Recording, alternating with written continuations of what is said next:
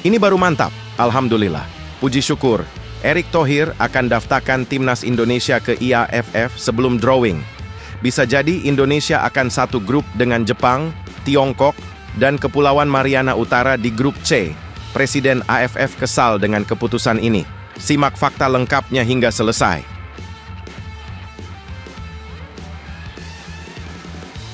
Gegerkan sepak bola tanah air. Erick Thohir akhirnya buka suara dengan pernyataan super tegas yang membuat publik melongo, bongkar semua dugaan, titipan pemain di timnas Indonesia dan ungkap fakta mengejutkan di balik batalnya naturalisasi Jenna De Jong yang bikin dunia maya meledak. Karena drama Instagramnya. Simak faktanya.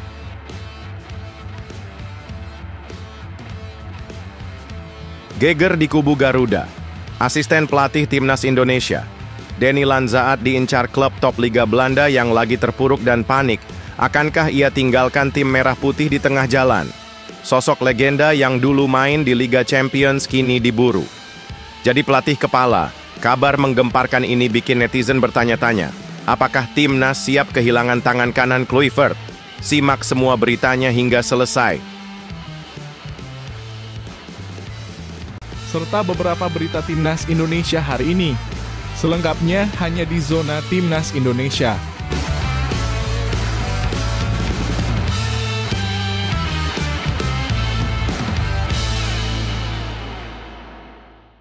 Sebelumnya jangan lupa subscribe channel ini supaya tidak ketinggalan berita timnas Indonesia. Ini baru mantap, alhamdulillah. Puji syukur, Erick Thohir akan daftarkan timnas Indonesia ke IAFF sebelum drawing.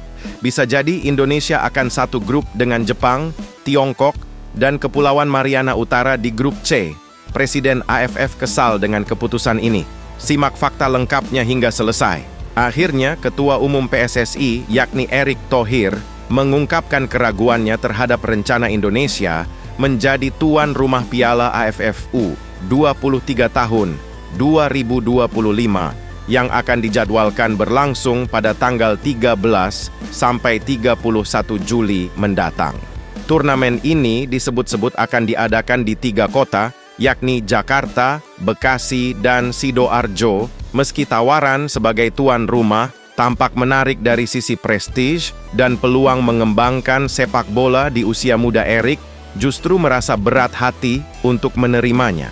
Alasannya bukan karena fasilitas yang ada Indonesia seperti stadion atau transportasi yang belum siap, melainkan lebih pada kekhawatiran akan nasib para pemain muda yang akan berlaga. Erick mengaku masih menyimpan luka dari insiden yang menimpa 2 pemain muda yang sangat berbakat di masa lalu, yakni Evan Dimas dan Marcelino Ferdinand. Keduanya sempat mengalami cedera serius saat membela Garuda Muda di ajang yang serupa. Trauma itu membuatnya kini lebih berhati-hati dalam mengambil keputusan yang menyangkut keselamatan pemain. Baginya membentuk tim nasional yang tangguh bukan hanya soal hasil di turnamen semata, tetapi juga memastikan masa depan pemain tetap terjaga. Turnamen level regional seperti Piala AFF U23 ini memang sangat penting, namun tidak sebanding jika harus mengorbankan karir pemain yang baru tumbuh berkembang. Saya tidak mau pemain kita lagi-lagi tumbang di kendang sendiri, ujar Erick Thohir baru-baru ini. Sore tadi Erick Thohir juga mengungkapkan bahwa timnas Indonesia tengah dinanti oleh pelatih tim nasional Jepang, yakni Hajime Moriyasu, jelang proses pengundian grup untuk turnamen IAFF. Ajang bergengsi yang berlangsung di Asia Timur tersebut rencananya akan berlangsung tanggal 7 hingga 17 Juli 2025 dan Korea Selatan menjadi tuan rumahnya. Kehadiran timnas Indonesia dalam drawing ini menjadi perhatian tersendiri, apalagi setelah penampilan tim Garuda yang menunjukkan kemajuan yang sangat signifikan. Erick menyebut bahwa pelatih timnas Jepang secara khusus menunggu siapa yang akan menjadi lawan mereka termasuk Indonesia dalam fase grup nanti. Hal ini mencerminkan bahwa kekuatan timnas kita mulai diperhitungkan oleh negara-negara besar di kawasan Asia. Bagi Erick ini bukan sekedar undian, tapi bukti bahwa Indonesia telah disegani di level Asia Tenggara.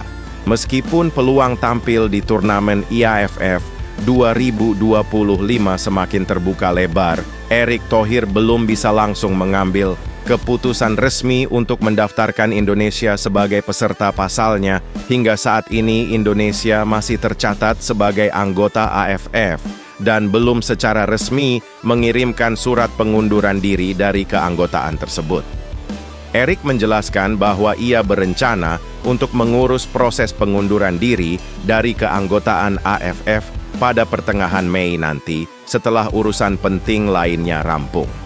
Saat ini fokus utama Erick yakni mengurus berkas naturalisasi dua pemain keturunan yaitu Miliano Jonathan dan Jayden Oosterwolde yang sedang dalam proses menjadi warga negara Indonesia. Kedua pemain ini merupakan penambahan kekuatan untuk timnas Indonesia yang sedang berjuang untuk lolos ke Piala Dunia 2026. Maka dari itu Erick sedang fokus menyelesaikan dokumen kedua pemain ini sebelum beralih ke berkas Indonesia pindah ke IAAFF. Erick Thohir juga memohon kepada masyarakat Indonesia untuk bersabar dan tidak khawatir karena jadwal pengundian grup untuk IAAFF 2025 di Korea Selatan baru akan digelar pada bulan Juni mendatang.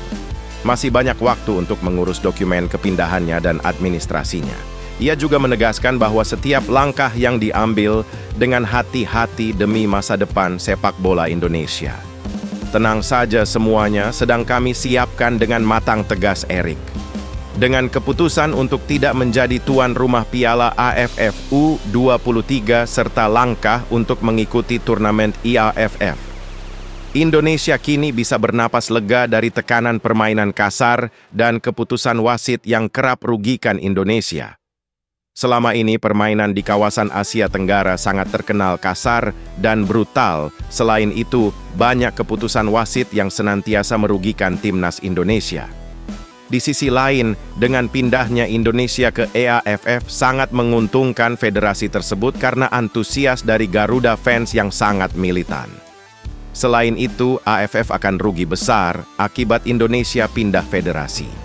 Lalu apakah kalian setuju kalau Indonesia menolak untuk jadi tuan rumah Piala AFF U23 dan bergabung di IAAFF?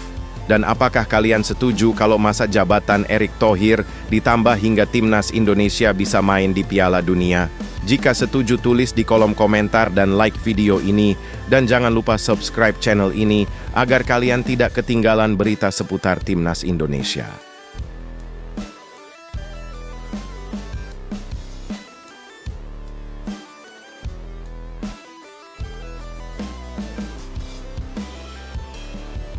Gegerkan sepak bola tanah air, Erick Thohir akhirnya buka suara dengan pernyataan super tegas yang membuat publik melongo, bongkar semua dugaan, titipan pemain di timnas Indonesia dan ungkap fakta mengejutkan di balik batalnya naturalisasi Jenna De Jong yang bikin dunia maya meledak. Karena drama Instagramnya, simak faktanya. Jagat sepak bola Indonesia tiba-tiba geger sejadi-jadinya.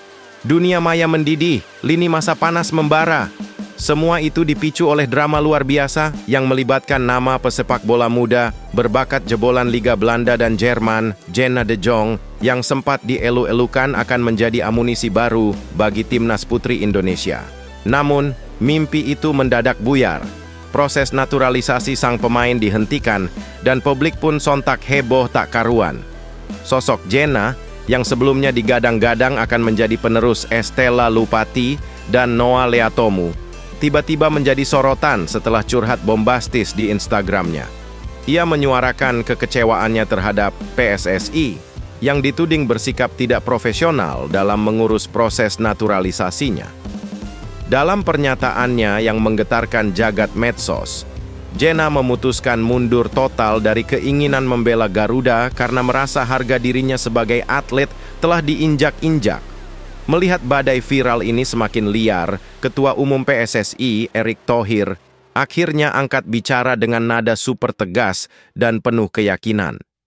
Ia menyatakan secara gamblang dan membahana bahwa proses naturalisasi di tubuh timnas Indonesia sama sekali tak mengenal istilah titipan pemain. Dalam konferensi pers di Jakarta Pusat yang langsung menyedot perhatian media nasional, Erik menegaskan bahwa semua keputusan dilakukan secara transparan, objektif, dan berdasarkan kebutuhan pelatih. Bukan sekali ini saja ada proses naturalisasi yang tak dilanjutkan. Dari dulu juga ada yang kita batalkan karena tidak sesuai kebutuhan pelatih atau skema tim, ungkap Erik dengan sorot mata tajam. Ia menyebut bahwa pelatih Satoru Mochizuki tidak melihat Jenna De Jong sebagai bagian dari strategi timnya, sehingga proses pun dihentikan.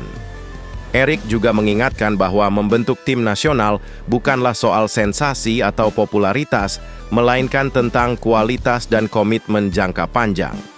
Erik tak lupa menekankan bahwa PSSI sedang membangun tim yang solid tanpa kompromi terhadap standar. Tak akan ada pemain yang tiba-tiba masuk hanya karena koneksi. Semua berdasarkan kemampuan dan kebutuhan. Ini bukan ajang titipan, ini arena perjuangan, serunya. Seperti menyulut semangat nasionalisme di dada para pencinta sepak bola. Kini publik hanya bisa menerka-nerka apakah drama Jenna ini adalah ujian besar bagi reformasi PSSI atau sekadar badai kecil di awal perubahan besar. Yang pasti, satu hal telah dipastikan, Erik Thohir tidak main-main. Berikan komentar kalian.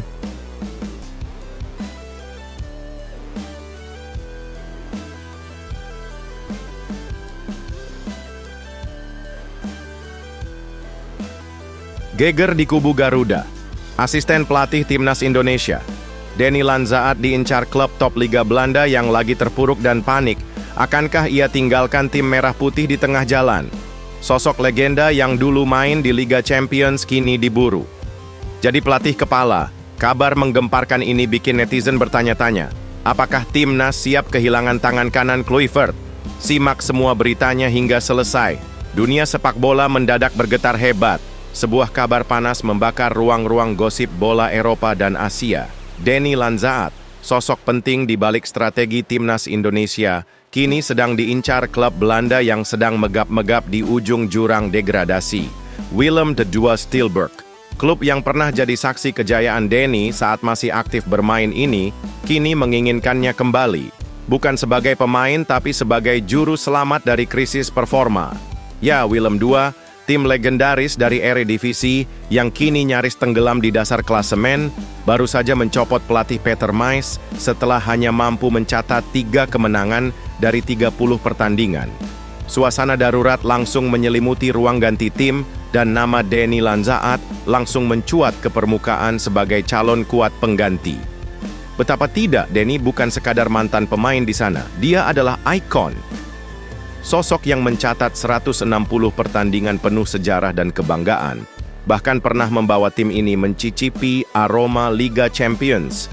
Kini, Denny, yang baru saja resmi diperkenalkan sebagai asisten pelatih Timnas Indonesia di era Patrick Kluivert, tengah dihadapkan pada dilema terbesar dalam karier kepelatihannya. Di satu sisi, ia tengah berjuang membangun skuad Garuda menuju kejayaan baru.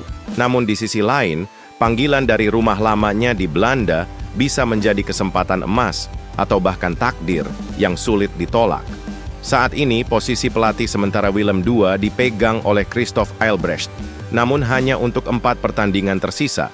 Artinya, keputusan besar akan segera dibuat dan semua mata tertuju pada apakah Denny akan mengambil tantangan itu. Dan jika iya, apakah Timnas Indonesia siap ditinggalkan oleh tangan kanan Kluivert begitu cepat? Pertanyaan besarnya pun menggema. Akankah Denny Lanzaat menyeberang ke Belanda demi menyelamatkan klub yang membesarkan namanya? Atau tetap setia menakodai misi besar bersama Timnas Indonesia? Jawabannya, tinggal menunggu waktu. Tapi gemuruhnya sudah terdengar hingga ke seantero jagat sepak bola. Berikan komentar kalian.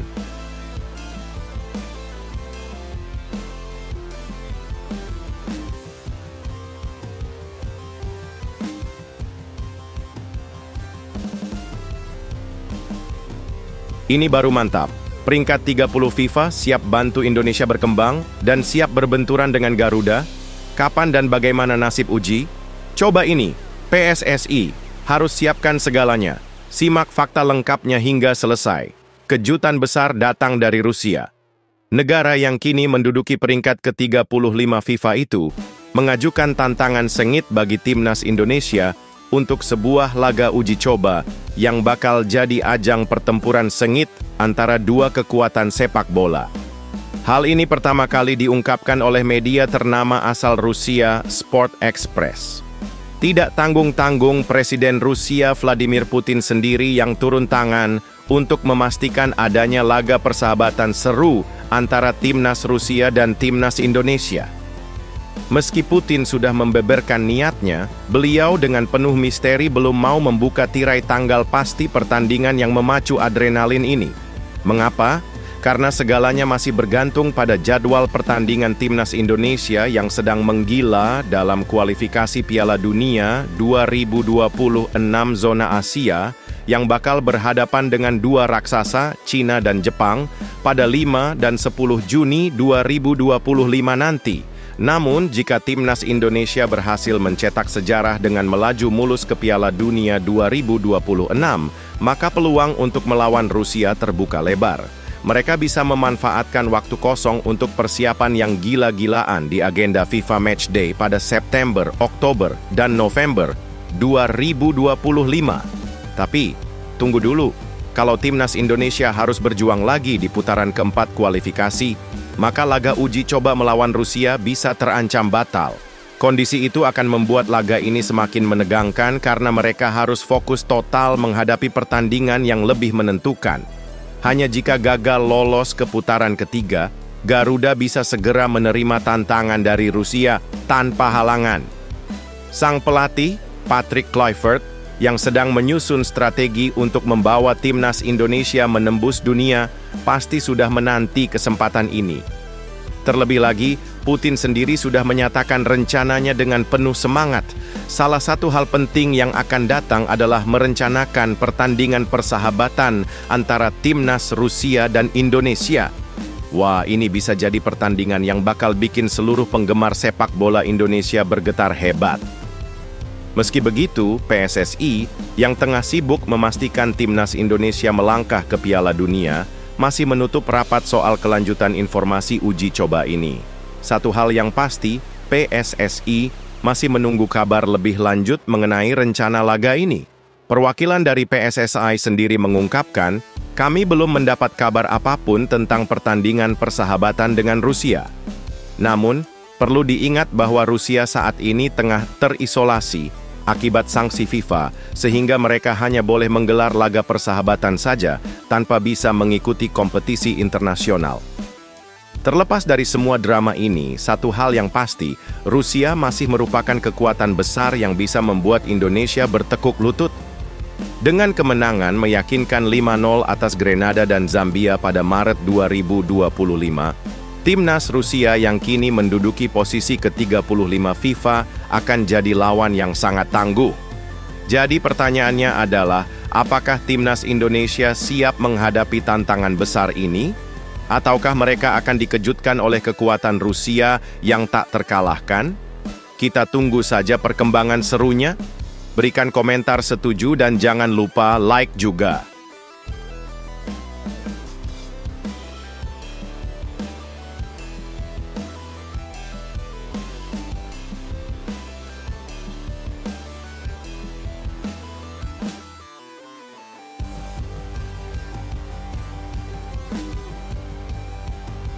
Alhamdulillah, timnas Cina terpuruk karena badai cedera. Jelang laga hidup mati melawan timnas Indonesia, Puyeng, pelatih Ivankovic cemas tanpa 4 pilar utama. Apakah Cina bisa bangkit di kualifikasi Piala Dunia 2026? Semoga saja baik untuk timnas Indonesia. Simak fakta lengkapnya. Apa yang terjadi dengan timnas Cina? Sebuah badai cedera yang mengerikan mengancam nasib mereka dalam perjalanan kualifikasi Piala Dunia 2026 zona Asia. Pelatih Branko Ivankovic yang sedang berjuang keras untuk menyiapkan pasukannya, kini dihadapkan pada tantangan yang begitu berat. Menjelang 2 laga krusial melawan timnas Indonesia dan Bahrain pada Juni 2025, tim asuhan Ivankovic didera bencana cedera yang menghancurkan. 4 pemain andalan mereka tiba-tiba terkapar akibat cedera serius, sebuah pukulan telak yang memaksa Ivankovic berpikir keras. cederanya Gao Junyi, sang bek tangguh dari Shandong Taishan, membuatnya harus absen dalam laga penting melawan Shenzhen Xinpeng Cheng. Ironisnya, cedera ini bukan yang pertama kali bagi Gao, yang sebelumnya juga harus absen saat timnas Cina menghadapi Arab Saudi. Namun, kabar paling mengerikan datang dari Han Jiaqi, kiper senior yang memperkuat Beijing Guoan. Cedera parah yang dialaminya di pertandingan melawan Wuhan Three Towns mengancam kariernya dan bisa membuatnya absen sepanjang musim. Praktis, posisinya di timnas akan digantikan oleh pemain lain. Dan ini jadi pukulan besar bagi timnas Cina yang sedang berjuang. Tidak hanya itu, Jiang Guangtai dan Wang Zhenao, dua bek penting lainnya, juga terpaksa melewatkan beberapa pertandingan terakhir karena cedera. Apakah mereka bisa kembali bugar tepat waktu untuk melawan timnas Indonesia pada 5 Juni? Atau malah akan ada lebih banyak kejutan buruk yang menanti? Media Cina 163 menyebutkan bahwa jika 4 pemain inti ini benar-benar absen pada saat yang sama, maka nasib timnas Cina di kualifikasi Piala Dunia bisa saja berakhir tragis. Ini adalah masalah besar yang menghadapi Branko Ivankovic, tulis 163 dengan cemas. Namun meski badai cedera menerpa, Ivankovic tak tinggal diam. Dia terus memantau pertandingan domestik untuk mencari pemain pengganti, sembari berharap beberapa pemain bintang bisa kembali fit. Dengan hanya 6 poin dari 8 pertandingan di grup C, Cina harus memenangkan 2 pertandingan terakhir melawan Indonesia dan Bahrain agar bisa lolos ke putaran keempat.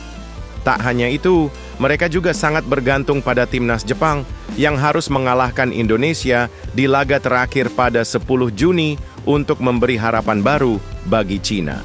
Ini adalah momen penentu yang bisa mengubah segalanya. Sebuah kisah epik yang akan menentukan apakah timnas Cina bisa bangkit atau justru tenggelam dalam jurang cedera. Akankah Ivankovic berhasil menyiapkan pasukan baru yang tangguh? Ataukah timnas Indonesia akan menjadi batu sandungan yang lebih besar bagi harapan Cina? Kita tunggu saja. Berikan komentar kalian.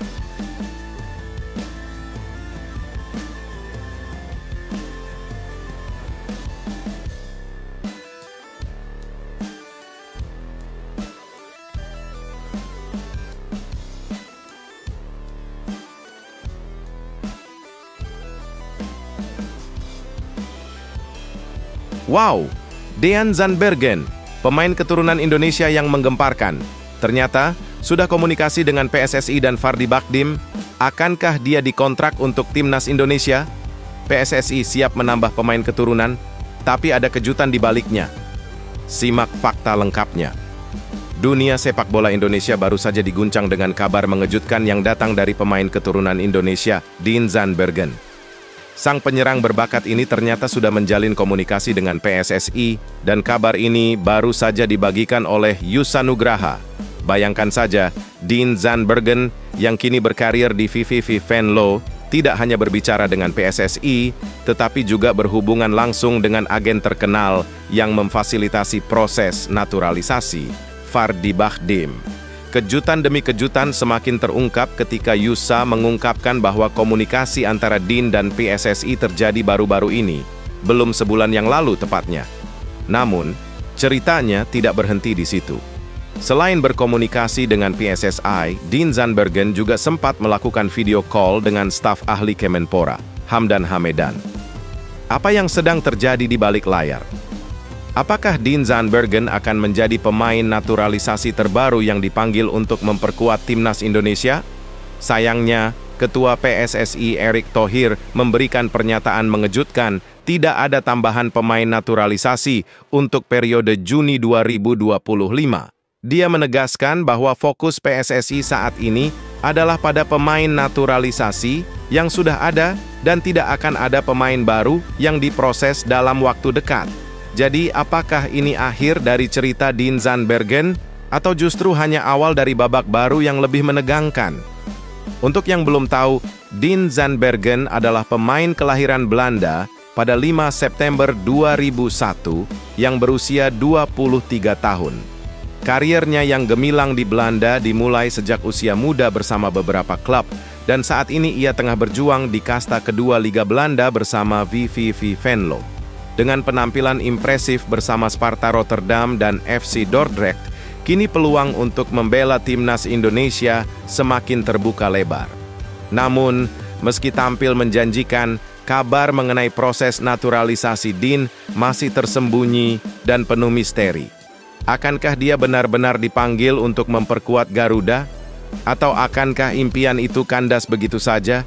Yang jelas, sepak bola Indonesia semakin dipenuhi dengan teka-teki seru yang siap menggebrak dunia. Berikan komentar kalian.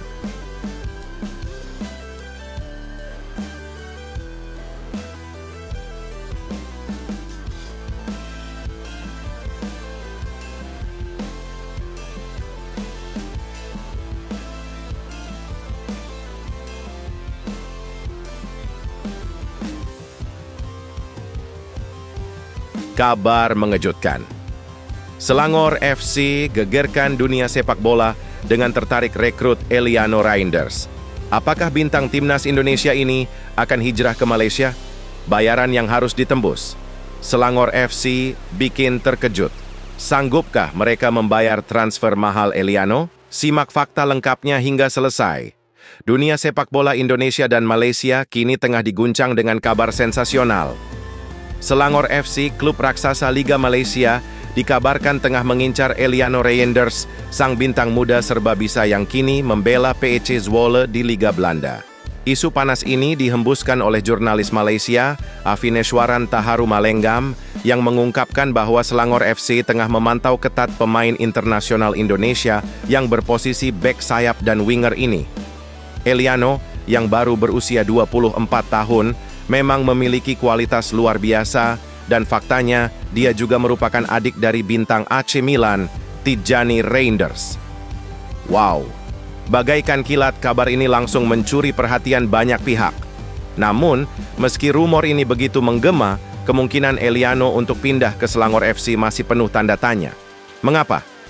Karena sang pemain baru saja menandatangani kontrak baru dengan PEC Zwolle hingga 2027. Artinya, untuk merekrut Eliano, Selangor FC harus menyiapkan dana besar untuk membayar transfernya, yang diperkirakan bernilai sekitar 9,56 miliar menurut Transfermarkt. Angka yang sangat mengejutkan. Eliano sendiri sudah menjadi bagian dari PEC Zwolle sejak 2016, mulai dari level junior hingga promosi ke tim utama pada 2020.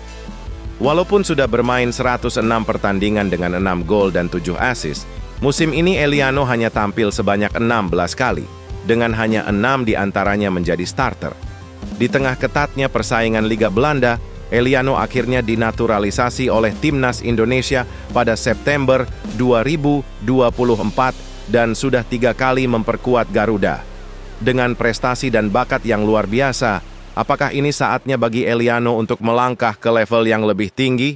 Apakah Selangor FC benar-benar siap untuk menebus sang bintang dengan harga yang fantastis?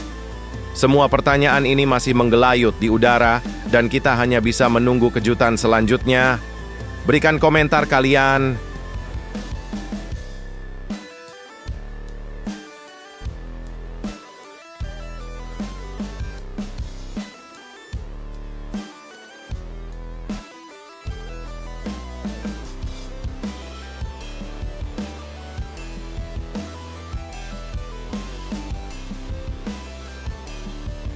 Wah, Kevin Dix dicoret dari FC Copenhagen, bintang timnas Indonesia.